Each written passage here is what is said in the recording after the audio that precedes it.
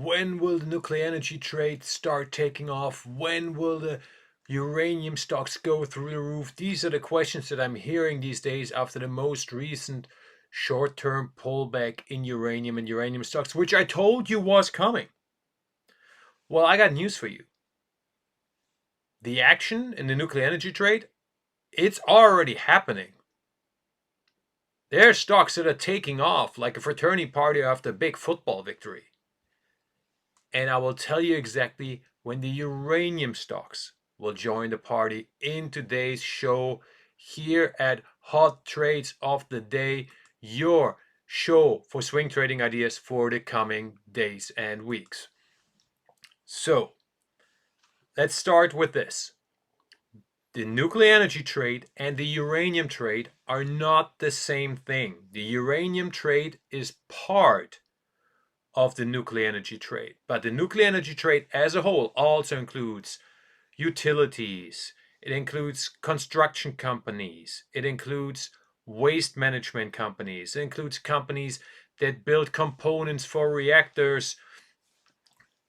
There's a bunch of other sectors. The uranium sector is just one of the sectors of the nuclear energy trade. It is the most spectacular one when the uranium stocks get hot, but it's also the riskiest one. And this is the most important part, and this is basically the core of understanding the nuclear energy trade, it is the smallest one. So, as you know, in the stock market, we have to differentiate between smart money and dumb money. Smart money are the institutional investors on Wall Street. Not all of them, by the way, but we're talking the BlackRocks, the Goldmans, the Morgan Stanleys, and obviously some of the top hedge funds. And then the dumb money, often referred to as the retail investors. Now, as you know, I have my network on Wall Street, and I can tell you the smart money thing, it's real.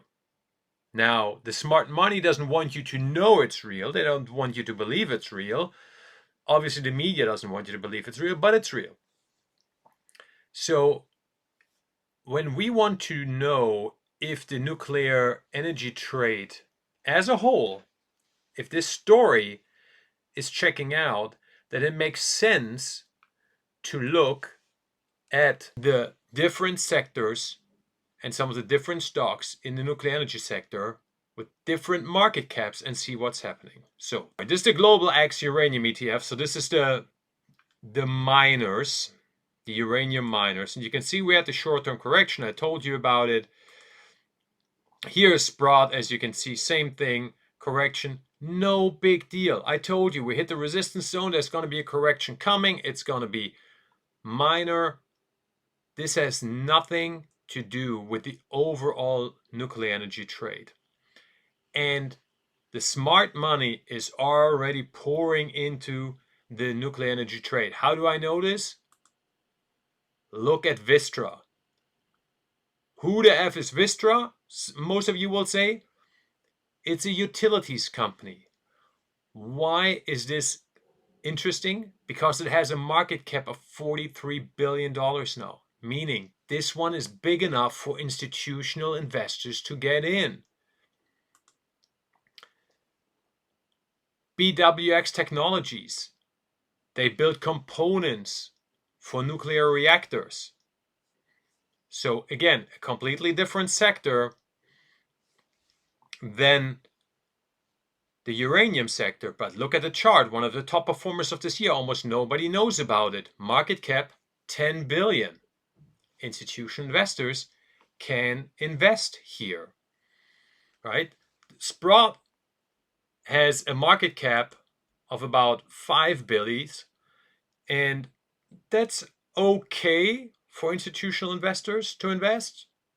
That's where they can go a little bit, but not great.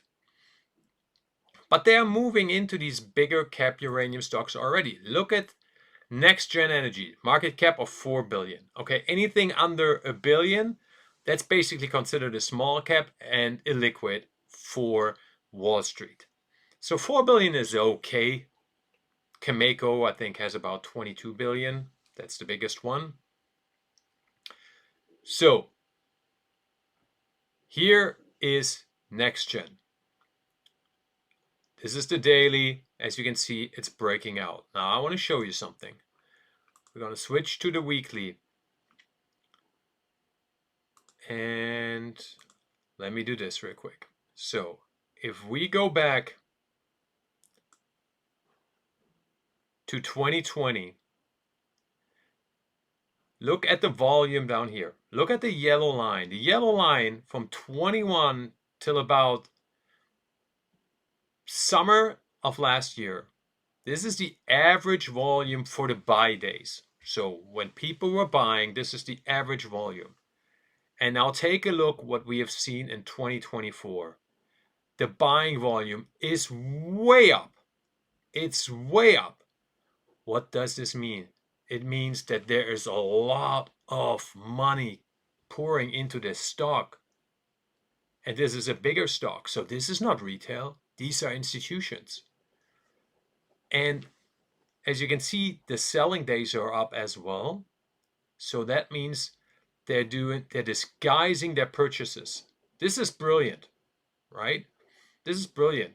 They're basically pushing the stock down as they do here, right?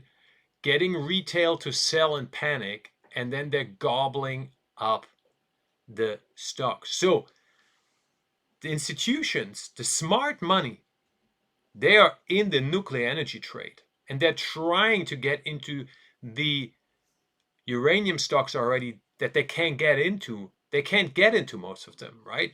Look at this price development of NextGen, which is one way the institutions can get in. And now we compare this to Uranium.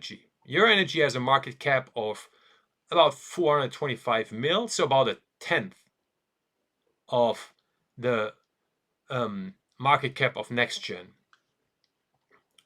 And you can see nothing has happened since 2020. It's basically gone sideways. Yeah, it had its spikes because this is a retail stock, right? When it gets hot, it gets hot. That's what we know about the uranium stocks.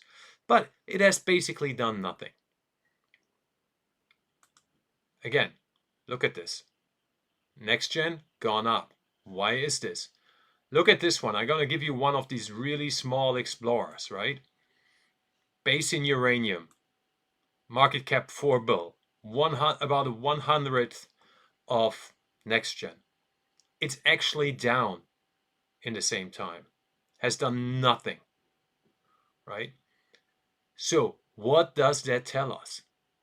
That tells us that institutional money, the smart money, is buying the nuclear energy trade already, but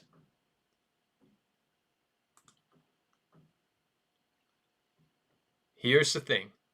The retail investors are not. And here we go. Why is this? Okay, so this is Cameco on a weekly. And I want to show you this. We're going way back to about 2004, so 20 years. Why are we using Cameco? Because it's the biggest uranium company. It's the one that has been around the longest, so we can use it. And we compare it to the WTI oil price. And what do we see? WTI is the purple line. When it goes up, Cameco goes up. When it goes down, Cameco goes down. Up, up. Sideways, down, sideways, Cameco. Down, sideways, down, sideways. Oil price up, Cameco stock up. Now, in 2022, it starts to decouple. This is interesting. This is interesting, right? One of the reasons is because we have this new situation with oil, with the Russia invasion in Ukraine. We have Sprott buying up the physical uranium market, which then leads to institutional investors starting to buy up Cameco, which looks completely different than some of the other stocks of the smaller uranium companies that I told you about. But in general, the point I want to make is uranium, as you can see, usually is hot when the energy trade is hot. And the energy trade is hot when the oil price is hot. So this is the first thing that we need to know. If the oil price, which I'm going to show you here on the daily,